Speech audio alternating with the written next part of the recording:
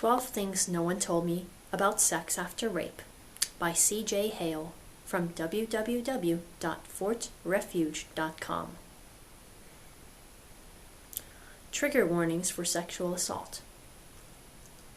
There is a strange sort of unspoken theory that once a woman has been raped, sex is no longer a viable option for her. Sex has been replaced by trauma, fear, pain, and anxiety. I'm not saying this is never the case. Every survivor's story and experience is different, but too often the assumption is that if you have been raped, you are sexually broken and forever unfixable. That sort of discourse is not healthy or empowering or even sympathetic. What I want to say is that I wish I had been told, rape is not a form of sex, it is a form of assault. Sex feels good. Assault is traumatizing. It is possible for sex to exist after rape because they are different experiences. Just like it's possible for you to still enjoy going out to eat, even if you've got food poisoning once. You might never go back to that restaurant again, but it doesn't mean you will get food poisoning every time you go out. Admittedly, I don't know what sex before rape is like. I lost my virginity to rape at 14. People are willing to give a lot of guidance on what a survivor is supposed to do after her rape. Don't change clothes. Don't shower. Have someone you trust take you to the hospital. Report it immediately to law enforcement. Reach out to loved ones. Find a therapist. Become an advocate for other survivors. But it's been 10 years and these are the things nobody told me about sex after rape. 1. Nobody tells you that you'll feel guilty the first time you have a crush on a boy after your rape. Aren't you supposed to hate men now? I mean, penises are evil and one ruined your life. You shouldn't even be thinking about boys. That's what got you in trouble in the first place. Oh, hey, rape culture, how'd you get here? 2. Nobody tells you you'll be called a tease when you draw the line at making out. Even though you're pretty proud of yourself for this minor victory on your path to regaining any confidence in expressing your sexuality, some people will think you're a prude because you won't actually take off your pants. 3. Nobody tells you that the first time you do take off your pants in front of a potential partner, you'll cry almost immediately and put them back on, leaving without an explanation. You'll feel embarrassed and stupid, and you'll wonder if you're ever going to be capable of intimacy ever again. 4. Nobody tells you masturbation is a healing practice. Okay, well maybe your therapist suggested it once or twice, and that realizing you're capable of sexual satisfaction after rape is an incredible, powerful feeling. Sometimes it takes a while to feel wholly reunited with your body in this way, and you're allowed to take all the time you need. Sexual exploration is a journey, not a destiny.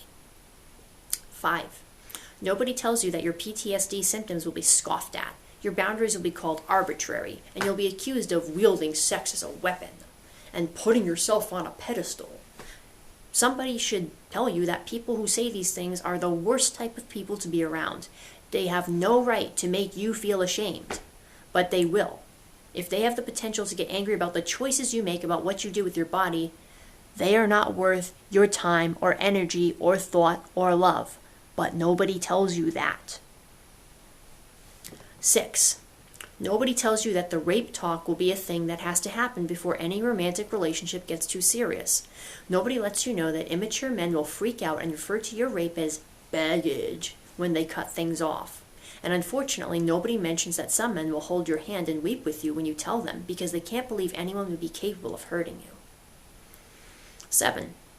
No one tells you that there are men who are patient and kind. Some men will listen and support you, and they will read and research and seek to understand. They will ask you what you like and what you don't like. They will be explicit about their concerns, and they will treat you with respect and dignity. 8.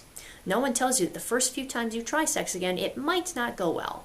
You might have a panic attack or a flashback, and you might scream, shake, or cry, or throw up, or all of the above. What they should tell you is that the right partner will stroke your back, or make you tea, or hold your hair back for you. He'll leave if he's asked, and he'll keep his phone on him so you can talk to him if you need to. 9.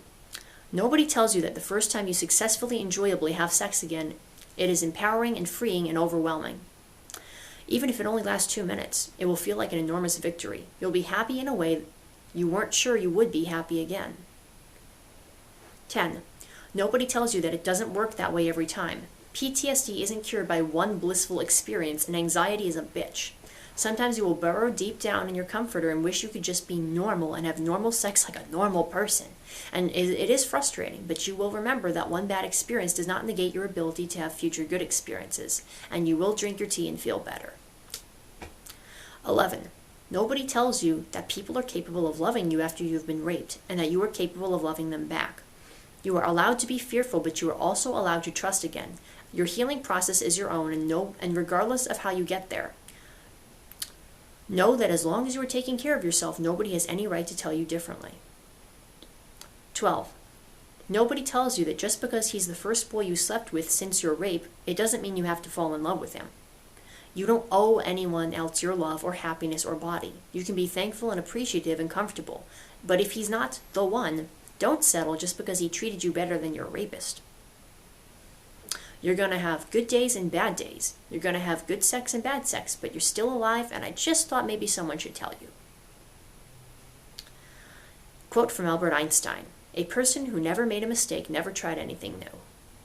Thanks for watching.